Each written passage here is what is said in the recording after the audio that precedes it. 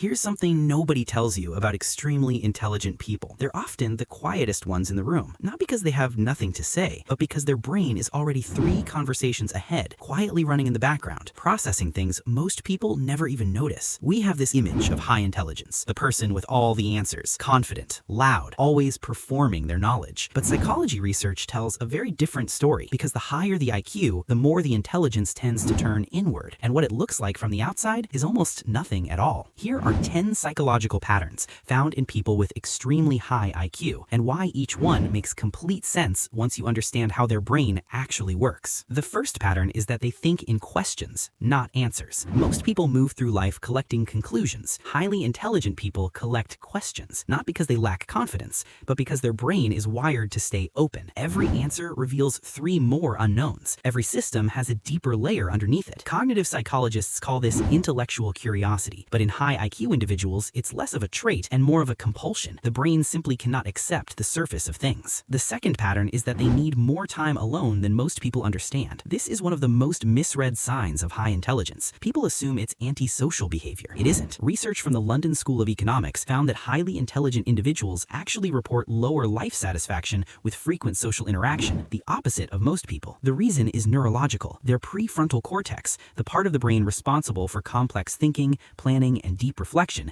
is constantly running. Solitude isn't loneliness for them, it's maintenance. It's the only environment where the thinking can actually finish. The third pattern is that they talk to themselves. Psychology calls this self-directed speech, and far from being a quirk, studies show it actively improves cognitive control, focus, and working memory. When a highly intelligent person narrates their own thinking, quietly, sometimes barely above a whisper, they're not being strange. They're externalizing a process that's moving too fast to stay purely internal. It's the brain keeping up with itself. The fourth pattern is that they are genuinely comfortable saying, "I don't know." This one surprises people most, but it connects directly to something called the Dunning-Kruger effect, the psychological phenomenon where people with limited knowledge tend to dramatically overestimate their ability. The less someone knows, the more confident they often feel. Highly intelligent people experience the opposite. The deeper they go into any subject, the more aware they become of how much complexity remains. Saying, "I don't know," isn't uncertainty, it's precision. The fifth pattern is that their brain almost never fully switches off. The same analytical machinery that solves complex problems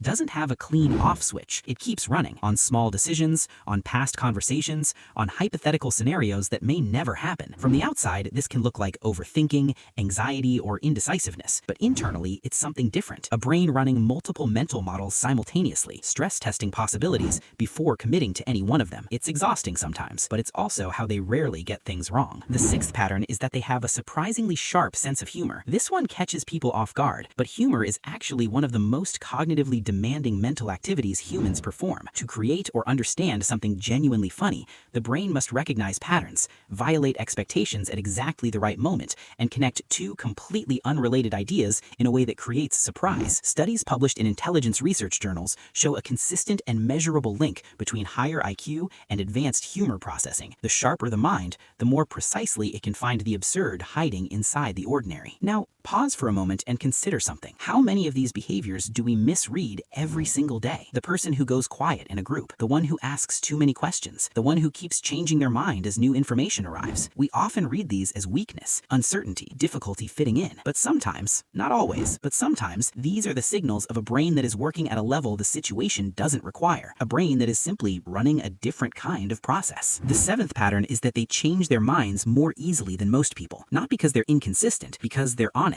Highly intelligent people tend to hold beliefs the way scientists hold hypotheses, not as identity, but as the best current model given the available evidence. When better evidence appears, the model updates, naturally, without ego. In psychology, this is called cognitive flexibility, and it's one of the strongest predictors of advanced problem-solving ability. The smartest people in any room are often the ones most willing to say, "I was wrong about that." The eighth pattern is that their mind comes most alive at night. Many high IQ individuals consistently report stronger mental clarity and creativity in the late hours. Some researchers connect this to evolutionary psychology, suggesting that cognitive flexibility correlates with the ability to break from conventional rhythms and adapt to non-standard patterns patterns. Others simply note that nighttime removes the noise, the demands, the interruptions. And for a brain that thinks best in stillness, the world finally gets quiet enough to work. The ninth pattern is that they observe far more than they reveal. In most social situations, highly intelligent people are gathering data, watching emotional dynamics, tracking patterns in how people interact,